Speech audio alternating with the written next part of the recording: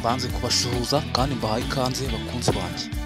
Uyu munsi hari ibintu biri kuri social media biri kuvuga ko Vestina n'umugabo we bagiye guhana divorce bashwanye, ariko nyine cyane cyane ngo ni byabereye muri Canada ubwo bari bagiye mu bitaramo.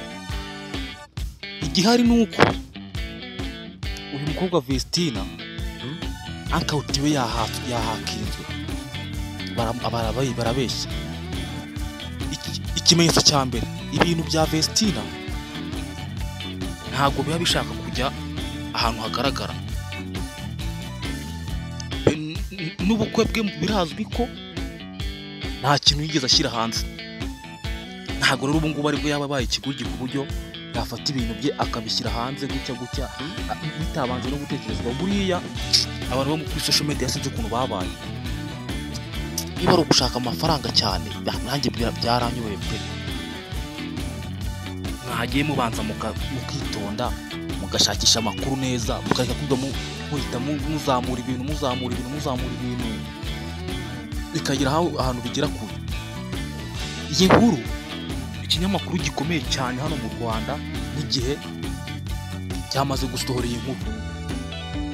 Vestina avuga ayo magambo ubona kuri screen, avuga ati ndarambiwe, ngo nta mugabo uzongera kunshuka, ngabagabo ngo ndababonye, ngabagabo ngo si beza. Nyine ari ukumva ari umuntu uri kuganya nyine tu. Ayo magambo rwose ntabwo ntekereza ko ari Vestina wayavuga. Njye nk'umufana we cyangwa se nk'umufana wa Emirene ku byabaye, basi mbahaye pole, ibihangane gusa bibaho. Ni iminsi mike ibingibi bigahita bigenda bishiraho. Ntabwo wakomeza ibintu n'ubundi byamaze gusohoka, ariko bo bajye kuri social media bavuguruze ibi byabaye, berekane ko atari byo, berekane ko bahakinzwe, babivaneho mbese.